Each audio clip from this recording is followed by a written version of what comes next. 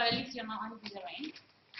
I'm just going to ask everyone who hasn't signed if before leaving can sign as well, so that we know who will be here or not, just for our stuff. And we actually might going to pass the paper around today. So just before starting, I promise I'm going to go on time, so I'm going to go outside and just do exactly your meeting on time. I'm just wondering how many staff members are here? Okay. How many PhD students third year? First? And the rest I assume second year? Okay. And how many early career researchers, postdocs? No? Okay. How many of you know, it's like, wait, you're not doing anything, sorry. But how many of you know what WN is? Okay. So you're in the right place. Well, okay, so sorry, we're just going to mention it. So this kind of briefing, really brief briefing, is just to let you know which opportunities you have as a PhD student and well, staff member of the university. That are maybe different from the one that you already know. I just need to tell you that this session is going to be recorded, but you're not going to be recording, just me and the PowerPoint, and maybe your question. Don't worry, if you want me, I can cut the question at the end if you don't want anyone to recognize your voice. So what is WN? Any guess? What WN stands for? Worldwide University Network. It was on your previous slides. Well, that's your attention, doesn't mean that everyone is reading. So, it's a network of universities. We are 16 now. Some of the universities are actually in UK. Those are current members of the network. And those are the universities where you can actually visit with WN Research Mobility Program funding. And I know, and I'm aware, because when you register, you put which university you're thinking to visit, or some of your options are not on the list. Don't worry, I'm also going to explain which are the opportunities you have to visit those places. So the idea is those universities were just putting funding resources together to do research and to try to change the world. That's why our new branding of Southampton. So the idea is what exactly WN wants to kind of lead together, or putting all resources together and trying to have discussion and have a collective voice. The idea is you should be able to network across the network with other PhD students, other researchers, other staff members, and to do what? To do research, and also to learn in a different environment that is different than Southampton. So WN is funding on 4 main global challenges. This is just a little background. So for your proposal, your research project doesn't need to match any of those particular groups. But just to let you know, there are 4 main global challenges that the researchers that are researching within WN want to try to address. One is global public health and non-communicable diseases, responding to climate change, understanding culture, and global education and research. So they're quite broad in the description, and this is why, because they want to be interdisciplinary. They said quite easy being Southampton and being interdisciplinary, because there is kind of embedded ideas that everyone should be able to collaborate with everyone else. So we have the DTC Centre and the Interdisciplinary Research Centre. And we are currently leading on 2 tools. So we're leading on the public health and the climate change side. So going into details of what these funds want to address. So those are only 6, so over the 600 awards that we distributed since 2002. So there are PhD students, there are early researchers, and PhD students. They want to visit one of our partners university to do a research project. So the idea behind it is that you can apply to do your own research and to visit a WN institution. So please do not ask me to go and visit Bristol, because we don't really want to find you to go and visit Bristol, even if it's a WN member. We wanted to go outside UK, we want to expand your project, and is open to postgraduate students and PhD students. Ideally, we would like you to go before your third year, because the idea behind it is that you're going to actually have a project in a different institution that might help you or might change the way that you see your current research. And is open also to early career researchers intended within the first 6 years of employment, so postdoc and junior lecturer. And there is no restriction of which faculty can apply on. Everyone can apply. It doesn't matter what you study. It doesn't matter if you're coming from a DTC and you have full funding. It doesn't matter if you're part-time or full-time. Everyone can apply. And we want everyone to apply. But we want everyone to apply not just for the sake of it, just to, oh, let me go. I really fancy to go to Western Australia because now they have the summer. The summer period. They want to spend a month there. No, please don't do that. Because it's not going to get, sorry, it's not going to get funded. So the idea is to actually establish a link that is not existing yet, or to help you to do research in a different, well, to kind of expand your network. And, well, the idea is that you should be able, with those funds, to discover something new, discover a new idea, because you are probably visiting someone in Auckland and talking with someone there that is applying a theory in a different way that we're not doing in Southampton. And you have this brilliant idea to apply in your field. And it's a sort of way of being interdisciplinary in any case, or a technique that we don't use in Southampton and make someone else want to apply. We also want to expand your research network. So this is one of our students who went to, so this is actually the group where I went to visit them. They used to do a trip during the weekend. So they used to go there and just not only being in the university and studying the library of the day, that I don't believe everyone is doing, please don't do it.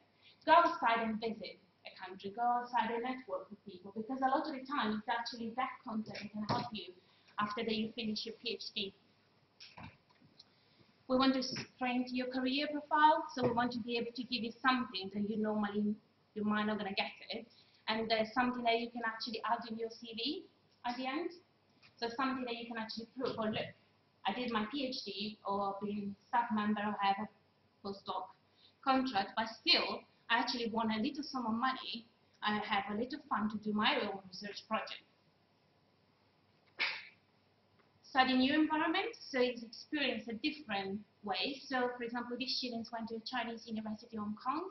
It was a student in management, and he was studying finance and markets in East Asia. So he just went there to see exactly on field what does it mean being there.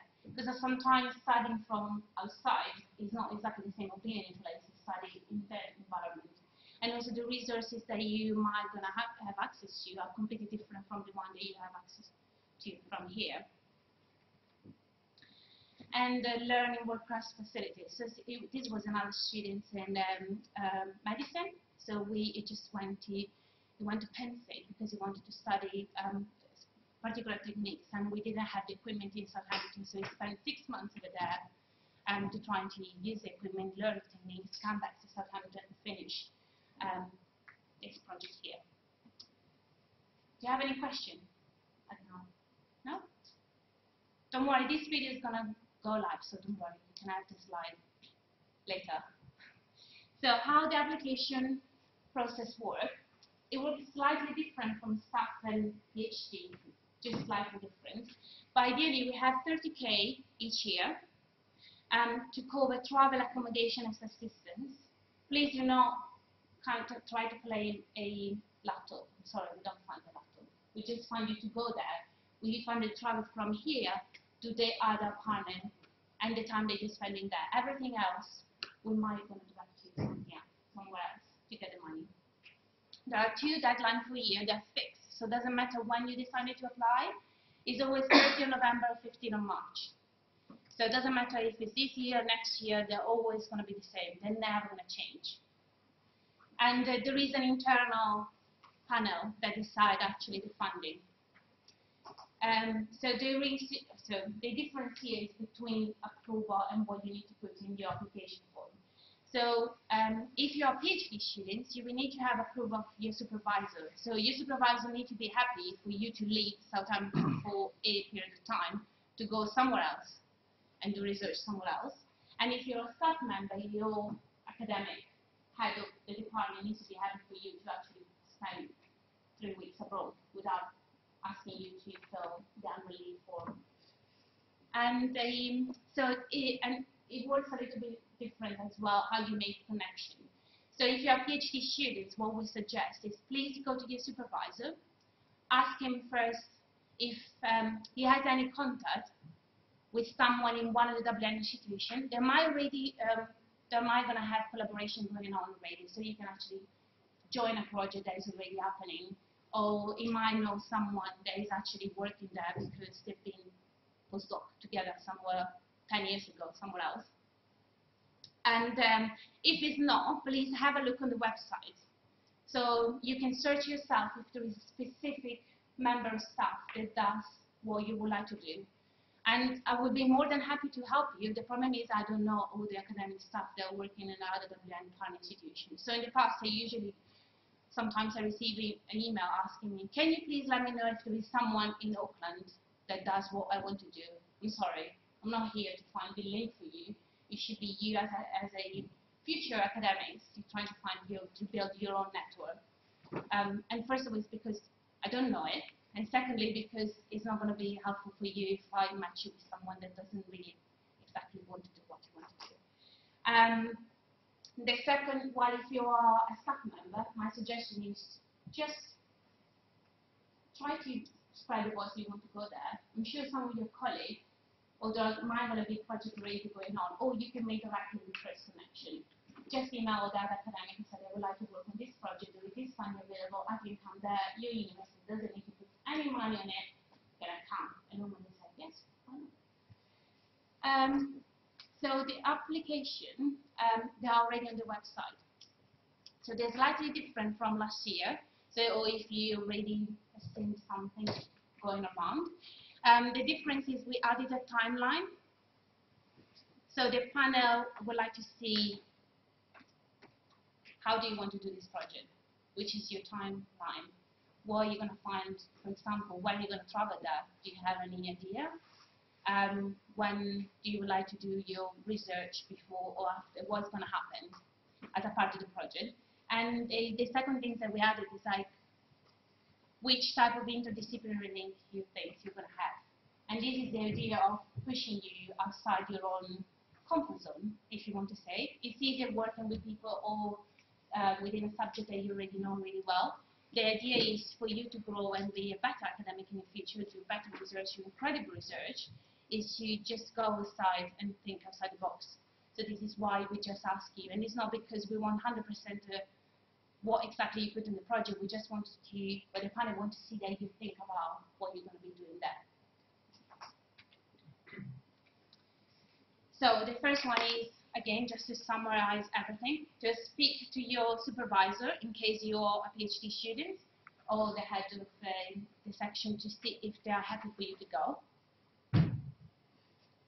In case of your PhD students, please ask your supervisor to make the first connection. And it's not because we don't want you to email someone else, it's because normally it's easier, because a professor is more likely to reply to a professor than a PhD student from another university, and also because once you're going to be finished to do your research, if you're going to move away, the link is with you, we're actually going to lose the connection with the university, which means that no one else from your team, from your, I don't know, faculty, will be able to go in the same exchange, just to facilitate the entire process.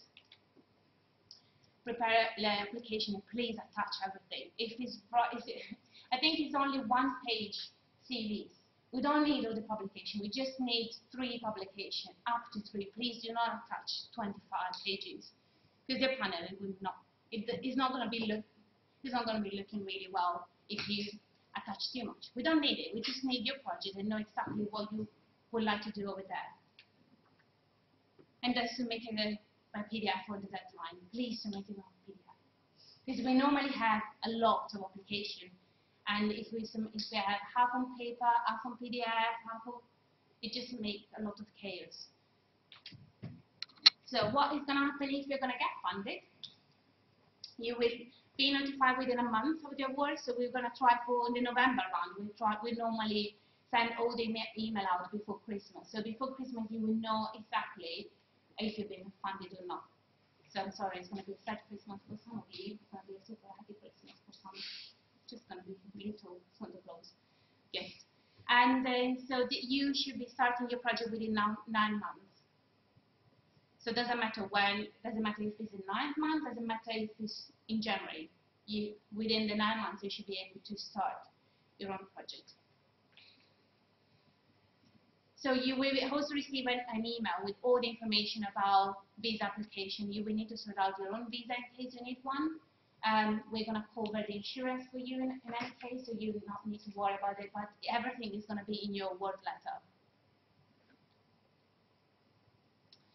And also we're going to organize a coffee meeting before you're going to be leaving, so we can actually try to, so we normally invite people that have been previously awarded, so they can try to give you tips on which is the best way to do, well, when you're there, what you should be doing. And once you return, we normally ask you to submit a report. So there are 2 different reports. One is after a month that you return, and it's just to let us know how did it go.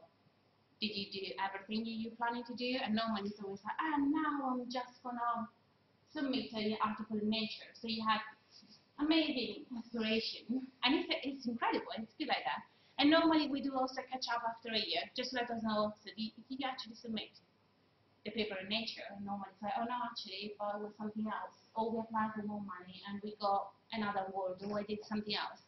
And this is to prove that actually the resources that we're putting into those funding actually worth it for you, but also for the university, because there is a kind of return of investment for the university. So you're becoming a better academics, but then the university gets a publication or funding. And it's trying to demonstrate that this kind of scheme should continue and not be cut down. And please let us know everything else coming up in general. So as other opportunities, I don't know if you're aware of, but as a PhD student or staff member, you can still apply for Erasmus funding. There is not Erasmus funding to a big project, join PhD. It's just Erasmus funding to go and be visiting a different university. These apply mainly in Europe, but I know sometimes you can always, maybe you can just do data collection or something like that, but something that you can think about it. And so for PhD students, it's a minimum of 3 months to go and do a work placement in a different university, which means that you can still do the research. It means that we don't need to put in place, but you can still go and have a little bit of money, like a scholarship. There is a top up, you don't need to give it back, and it's for you to go as a student over there. And as a staff member, you can still go and do training weeks. So whichever in Europe is a minimum of 2 days and up to, I think, a week to do a training in the different, it could be institution, it could be in an industry, doesn't matter. It just needs to be agreed, and it's for you to learn something that you're not learning here, as well as teaching experience. So we have teaching exchanges, so you can just go there and teach for a couple of days and then come back and you're still going to get funded. The other option is the Global Partnership Award. I'm not sure how many of you know about the Global Partnership Award. No? So, okay. So it was previously called Internalization Funds, and now it's called Global Partnership Award. And it means that you can go pretty much wherever. Doesn't matter if it's a WM institution, doesn't matter if it's not in the top 50, it's just your own project. So if you're a PhD student, we normally suggest you contact your supervisor because it's only open to staff members. But it means that you can agree with your supervisor of project and they can put your name in there, which means that you're not going to be the named person, principal investigator, but still you're going to be 100% sure that you're going to get funding to go and visit an institution within a project. And for staff members, you can just apply. It doesn't matter. So we normally, okay, at this point, I normally ask someone that's previously awarded to just explain why to apply. And I need to say, and I normally start about where to be late, I just need to say that I'm also a part-time PhD student. And as a part-time PhD student, I applied in 2011 to RMP to go to Perth in Australia, to go at the University of Western Australia to do research. So I'm between archaeology and computer science, and my project is to study how local community engage with their heritage through new technologies, so through the iPad, website, anything that is online. And what literally happened, I sent an email to my supervisor and it said, oh, look at this fund, it might going to be interesting for you, you might apply to go and do research. And he actually replied, oh, do you know what? I actually had someone who was doing a PhD in Southampton with me 10 years ago. He's now a lecturer in the University of Western Australia. And a couple of years ago, we put a bid together that wasn't successful, but it was to go and work with the indigenous community up in Northern Australia and do rock art. And I said, oh, and he suggested, why are you not applying so we can actually go there? So I applied, I got the money, I went 20 days, as you can see on the picture. This is me taking the picture. And up to the north in the Kimberley, we stayed 20 days camping with the indigenous community. It was an incredible experience. And I'm sorry, this is the only image that I can show, because I signed a legally binding agreement where I can't show any picture unless I have a community approval. And this doesn't show anything apart from my shadow, so it's the only picture that I can show. But the idea is following up on that, opportunities. I had never thought I would ever been or visit Australia. It's so far away, 24 hours flight. Why do you want to do it? And then I went there, and after 6 months, I actually went back because it was a conference. Why not to go and present the work? So we went there, presented the work, and I did 20 minutes presentation without showing any image, which is quite impressive because doing rock art because I'm showing. And then we submitted a paper. And following on that particular visit, we got funding to go to Canada and work with the Simon Fraser University to do a similar project, but with the Aborigines community up there. And then following that, because we were doing rock art, I said, why not do it in Europe? There is so much. So talking with people in the department, we put a British Academy small grant. They got awarded last year, so we're now working in Europe as well. So this is a tiny step that you can actually, what it can take you just visiting 20 days. I thought it was one-off. I was collecting data from my PhD, and that's it. So this is the idea of opportunities and the building network, studying a different environment. And I need to say that being there literally changed the entire topic of my PhD. And they gave me a vision of something that was not possible here because of legal issues and all this kind of a community that's completely different from what we experience here. So my suggestion is just apply and go for it. And just contact your supervisor because they might have contact that you're not even thinking of.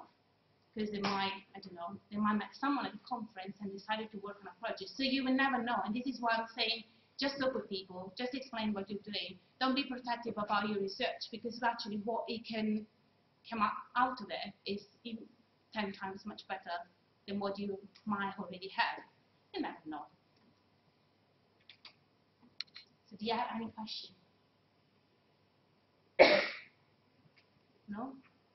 I just left 15 minutes for questions, but no? Yes. No, is it what's the criteria used? Okay. So by the selection committee, what's it? Okay, they just want to see a research project. Uh-huh. A research project that has they show that you're thinking about your project. Mm-hmm. There needs to be kind of not sustainable, but I need to have outcomes. It's not I'm just going to go there and see what happens. Right. It's more I'm just going to go there because I wanted to collect data in the environment because I can't collect data otherwise, or because I have a technology that I want to test it, and that is the ideal place for me to go, or they have resources that I don't have access here. I really have to go there, Right. or anything. There needs to be a clear explanation why you want to visit that university. why I don't know Auckland instead, why Western Australia instead Sydney. In my case, it's because I know someone in Western Australia that already have contact with that community, so we already have a link there. And in that case, that was the idea. And the link in Western Australia already actually has a link to the community. So it needs to be realistic, and it needs to be possible to happen. And it needs to be something that come up. So normally in the application form, you say, what do you think is going to be one of the outcomes? In that case, it could be, in our case, it's like, well, we're going to publish. And we publish. And then, am I going to apply for the funding? And we actually apply for the funding. So the more research and thought you put before while you're writing, the more realistic and kind of good project is going to be shaped. Yeah. Because it shows that you actually put effort in it. So it could be something that is already happening, because I don't know, the supervisor has already a project happening, and in that case you want to attach yourself to the project because it's a research topic. Or it could be something completely new. It could be, I don't know, we don't have a link with that specific institution, and we want to have a link with that institution in this subject because we need it. But it needs to, so when you read the application form, it needs to be clear why one university and not another one. In terms of institutions, if basically my situation, my supervisor has contacted in Singapore and we already have collaboration. But I couldn't find so if I want to go to Singapore, I cannot use the WM, from what I understood. But my question in this case would be, are you going to Singapore just because you're already contact with your supervisor? No, basically we have some, my supervisor has part of his group is from there as well. So the idea was for me to make the interchange there to change the experience and to get there. For Singapore, I would suggest you to have a look to the university website. So there is a page there. It's only all about exchanges. So it's not only European exchanges, but we also have international exchanges. So some of them are also open to postgraduate students, which means that you can go there for a longer period of time. So this one normally covers up to 6 months, but for you to apply for 6 months, there needs to be a reason. It can't be, I'm just going to go there and, I don't know, just use the library for 6 months. Because what the partner can come back to you and to say, well, your project, you literally have to stay there for 3 or 4 weeks.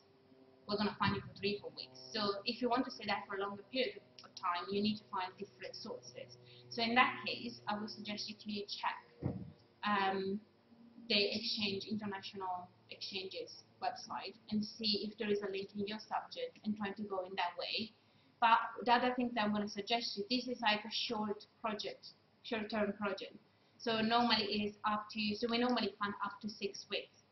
So my suggestion to you, as a PhD student that did it before, trying to have a look at another institution that does something that related with your subject and apply for that institution. Because if your supervisor already collaborated with Singapore, at some point in your PhD, you're gonna go to Singapore.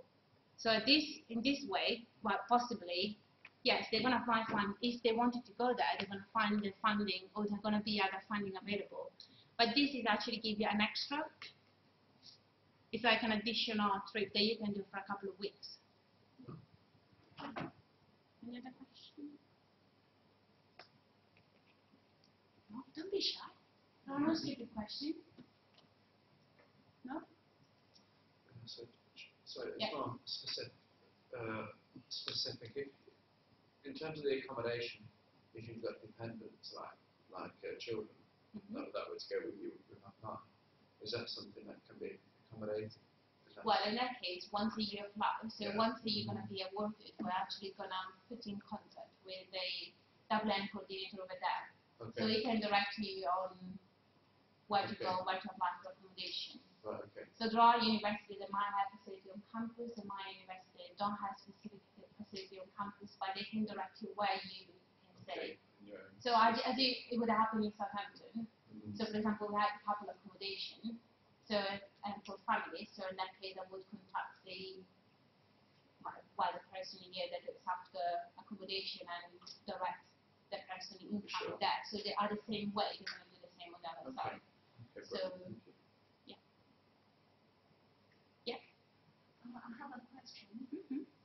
I want to know if it is good for the first year international students or what. Yeah, it doesn't matter if you're international or UK. So everyone is eligible to apply. And my suggestion is before you're doing, okay, so you just started, and you just started in September. For the research question. Okay, so think in this way. So if you apply now, you still have 9 months before going there. And even if you apply and you're not successful, you can still reapply. So you can, for example, apply now to go, for example, at the end of your first year, or you can apply in March and try to participate a little bit. So I wouldn't just say no because it's first year, I'm not going to apply, because it's still 9 months. So you can apply now to go in April next year or in June next year. So you still have 9 months before going abroad. And what normally happens for PhD students, once you have once you're gonna get funded and awarded, you're gonna, as soon as you book the flight, you're gonna receive a check with the full amount of your funds. So you just need to pay the flight, and within 10 days you're receiving the check with the entire amount. So then it's up to you. So the other suggestion is budget it really well. Because if you wanted to go to Western Australia and trying to find accommodation for £10 per night, it's not going to happen. So literally, it's not going to happen. So please have a look at the website and be realistic when you apply, because then you're going to realize that maybe the flight is more expensive, or maybe, so try to think about those things when you put the budget down. Yes. So the funding is the same for each university, or does it change? Like for Australia, maybe like more expensive. Okay, so you will be asked to submit so there are questions about your project, and then there is a timeline, and then there is a part on the financial statement. So you will need to say, I did my research, and I'm claiming I would like to apply for this amount of money, and this amount of money is because I didn't fly to Western Australia now, it's £900, and then I'm going to stay there for a number of nights. So you just need to do your own research. So it's not fixed.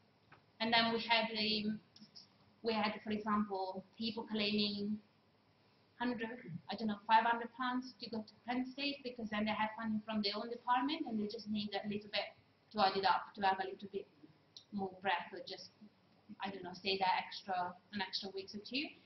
As well as we had people claiming, £7,000 because they were going to Cape Town and stay there and do research and field work. So there is no fixed amount. You just need to submit your finance statement, and what normally happens, I meet with a finance department before even we're going to the panel. In that case, for example, if you claim a laptop, that's not going to get funded. So from the entire amount of money that you ask, we're going to take the laptop out, because in any case the panel is not going to fund, for example, any consumable. They might going to say, okay, we're going to fund you to go there, but then we're going to ask the faculty to cover the consumable if we do an experimental lab, for example. Or we're going to ask your faculty to cover the cost of the new equipment that you need to go there. So this is pretty much covering your trip, subsistence, and accommodation, pretty much. So everything else we're going to ask faculty or director directly to where to find the extra funding that you need.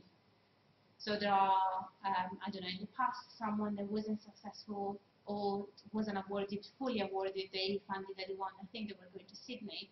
So we kind of direct them to the exchange and mobility team. So they had a little bit extra funding because they stayed there longer to do an entire semester there. So it's a kind of topping up from different places. Yes. So what is the average successful rate on application last year? Sorry? I mean, how many successful candidates? Okay, so normally 8. So there were 8 for a round that we awarded, and then depends. So there are rounds where there are 13 applications, and in that case, well, 8 is a good rate. Or there are rounds where there are 25. It just depends. So we normally split the budget in 2. So it's 30k per year, but divided into in November and March. So normally we are always around 15k each round. So to be sure there were kind of people. We also, so the panel can also suggest you to reapply in case, for example, your application is not, it's a really good project, it's a good idea, but you probably, I don't know, you might have not had enough time to put everything together in the right way. So they might suggest you to go back and say, okay, can you please let us know and reapply, I don't know, in March with a clear deal for this project, or can you please try to change a little bit this part because it's not very clear, and then reapply the next round. Or they can might make a suggestion on, I don't know, if you apply to say that 6 weeks, and you can do, they can might partially fund it, and they can might suggest you to do different things. So it's not just yes or no. It could be maybe, or come back, or we're going to help you to develop your project in different ways. Yes? In this coming February, I will be 30 PhD student. So, so my project and my research are 4 years. So is it possible to apply for this? Yeah, doesn't matter. As long as you're a PhD student, But as long as you enroll and you're a current student, doesn't matter if you're 3 years, 4 years. The only problem is if you're in the nominal year, because in the nominal year you should write your thesis. You shouldn't be going doing actual research. But as I know, it's difficult for the year to apply for this. Yeah, we had people from DTC Center, we had people from medicine do research, we had people first year, third year. So is there any of you that would like to apply for Penn State? Okay, my strong suggestion for you, you will need to apply for Penn State this round or next round. Because Penn State gave the notice to leave WM network in the 1st of August, so to go to Penn State, don't wait next November. Please apply this November or March. But you will need, so if you apply now and you're not successful, you still have another go. You have another possibility to reapply. But if you wait until March and then you're not going to get successful, there is not going to be any way to find you to go to Penn State. Just to let you know, because you might decide to rethink everything. So for third-year PhD students, is there anyone else? No, just you. Okay, so I will need your supervisor to explain and to send a letter that say that you're going to submit it on time, and this award is not going to delay anything, but still contribute to your research. Yeah, no, the thing is we we don't have all the equipment in our lab, so I'm looking around where I might be able to go to basically. Well, in that case, yes, it's going to be clear of why do you need to go somewhere else. But it needs to be clear, because when the panel see, I need to be able to let the panel know this person is applying for this reason. It needs to be clear, the project. So please make your project as clear as possible. It could sound so, you can write millions of words and be the best, I don't know, writer in the world, but if it's not clear why you're applying to go to a specific university, it's not going to get funded. I'm sorry. So he explained why, literally, I want to go there because they have the equipment that I don't have, and I need it to finish my PhD. And I need it to do this piece of research. Or I want to go there because we don't have those things in the library, and I need to go there. So make a clear case, why do you need to go? And in that case, your chance of being awarded are actually increasing. Yes? Let's say if we get funded this round, when is the earliest date we can? From the day after you receive the letter that you've been awarded. So from 1st of January, I don't think you want to leave at Christmas. So this is what I'm saying. But literally, if you receive the letter from the 12th, from the literally 12th evening, you can go. So it's on the same day. But from that is 9 months. So you have 9 months. From staff member, you can claim your receipts. As much. So any other question? Is the network growing? Because I Yes. know it is Yes. inside and leaving. Yeah, planning to, well, there is a list. There are, so there is a list, absolutely. Right. I can't say anything now. Okay. But yes, so they're planning to have other 10, 15 universities in the next few years. So there are negotiations with the university, and there is a list that is actually being suggested. So there'll be nominations from the research groups and 4 global challenges. They put the nomination on which areas and which areas that they would like to see, because they're actually matching what the line is doing at the moment. So it's not on, we just want to go on the best one, we want to go on the best one, they actually fit with what we do at the moment. So yes, it's planning to grow, there is a list, it's just for approval, and they are starting a negotiation, because as you know, it's not just on applying, it just involves VCs and presidents and visits. So, but yes, definitely growing.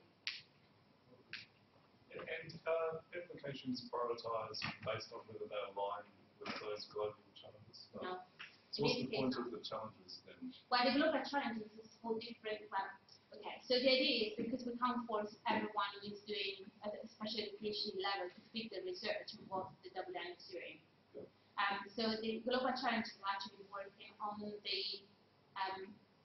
kind of next level up. So there is another fund that's called Research Development Fund that's open only to staff members. Okay. And in that case, their project has to match one of the global challenge, has to address one of the global challenge, and it needs to involve at least 3 WN institutions in 2 different countries. So this is why there are specific. For this purpose, no, but if your research is actually matching one of the WN global challenges, even better. But it's not, no. So at the moment, it's literally on quality of project, if it's interdisciplinary or not. So you can get more points, if we want to call it that, if it's interdisciplinary. And if it's with one of the, well, that's kind of pretty much the funds, so all of that, so it doesn't really matter. For example, for Penn State, it would be easier for this round for them, because then we know that there is no other person who goes to Penn State. But yes, so pretty much. So it's a little bit weird. Last round, I put all the people, the project they've been awarded in the past couple of years. They're on the website with the titles and also where they went, and also with the tiny abstract. So if you have an idea of which project they've been previously awarded, but we funded people working on the cancer science, while mine was indigenous research. So it's not even. It's not really going to change, we're not going to save lives, but it's more, I'm just going to kind of indicate, it's like a different strand of different things. So if it's something that is already happening, and you just say, oh, I want this 3 million grant to go and collaborate with Bergen, I just need, because my grant doesn't cover the flight, I just want the flight to go to Bergen, but not really, because you already have so much funding, and it doesn't really fit with the purpose. So it just needs to be a piece of research. Anything else? No? Okay, so 5 minutes to go. So if you have any questions, please feel free to email me or Emily. And if you go home, just rethink about it, and you have another question that you want to be and you don't know what to find answers, please let me know. Have a look on the website. We already uploaded and already live all the application form. If you have any problem with the application form, please email us. Give us a phone call. Doesn't matter to anyone. Please let us know. Whereas I have a Twitter account. So if you have a Twitter account and you don't want to send an email because it's too much effort and you just want to write a couple of characters, please send us a message there. Don't know what extra we can do, but yes, please be in touch with us. We're happy to reply to the question that you have. And thank you for coming.